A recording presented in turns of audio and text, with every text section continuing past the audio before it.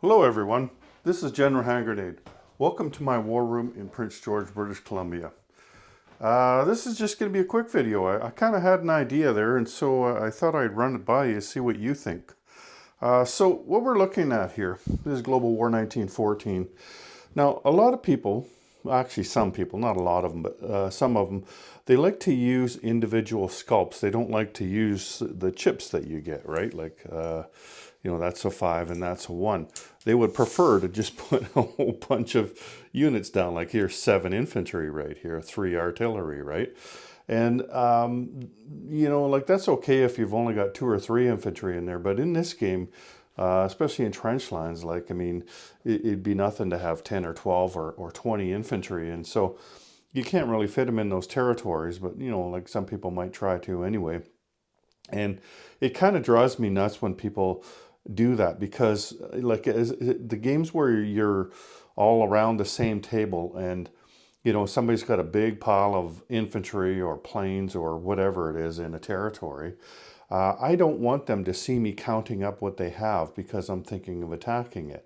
I want to just look at it and say, okay, that's 7 infantry, not go 1, 2, because then they know, that's what I'm thinking about is that territory right there.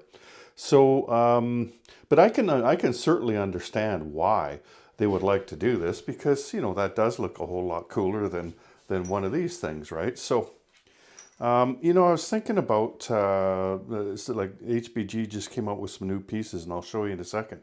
What I was thinking about, though, was Risk. You remember how Risk, they had one army, right? It was an infantry sculpt. And then they had, what was this? Was this 5 or was this 3? I can't remember. And then you had, this was either the 5 or the 10. Now, these things were all the same. It's just that they were different numbers of them. So let's say 1, 3, and 5, or it could have been 1, 5, and 10. I can't remember. It's been a long time since I played Risk. But anyway, that was cool. I always liked that, how they did that, right? That they had different shapes of things that were the same thing. You didn't use chips or anything, right? So anyway, HBG lately has come out with these things for World War One. And these are really cool, really, really nice sculpts. So what they are is they're heavy machine guns. And they've got them for everybody. You won't see them all yet on the website. I've seen them all just because I can see things before they go on there.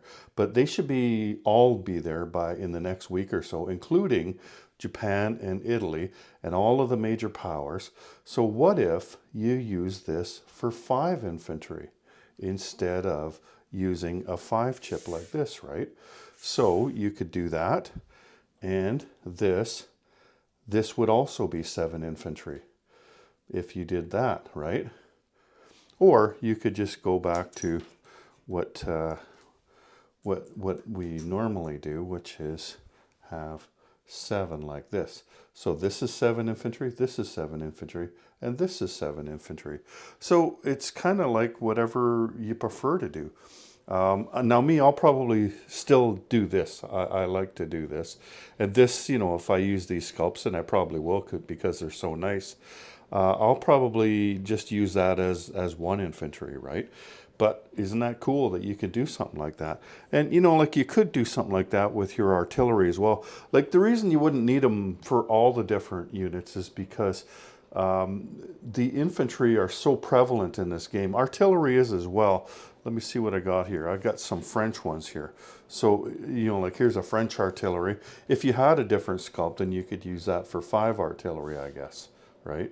And so this together would be 6 artillery, if you wanted. But the main thing is the infantry, because regular infantry is so prevalent in the game. Like, you're not going to see a territory with 7 mountain infantry, right? So I don't think that would be an issue. And these things, they come in packs of 5, right? So, I mean, you buy one of those packs and it's... that's 25 infantry right there. So I'd say for Germany, you probably only need 2 packs of them. And there's be sometimes when you do get a bunch in there. Like, let's say you had 23. So there's 20, and then you'd add 3. Because you'd never fit 23 infantry sculpts on there, would you? So there you go. Anyway, they're probably the only one. Maybe France, you would need 2 packs of them for. Everybody else, I would guess just 1 pack of them if you're going to do that. The only other one that I have right now is the British one. Here he is here. So they turned out really well. Like this one here is taller, but that's just because this guy's on his knees, whereas this guy's sitting on his ass, right? But they turned out really well. I really like the Russian one. The Russian one looks cool. There's a few of them on the website right now. I've got some in my cart right now.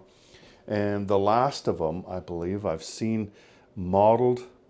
And Doug was test printing them this weekend. So I'm guessing within the next week or so, all of these sculpts will be out, as well as all of the trench fighters. Those are all done too, although they're not all out. And I think these might be the best sculpts that HBG has ever done. There's the French guy. I'm gonna make a video on these trench fighters because I think that they turned out so well. But anyway, I'll make a separate video on those. This video is just about this idea of doing that with those heavy machine gun sculpts. Anyway, that's all I got for you today. So take care, everyone. General Hand Grenade out.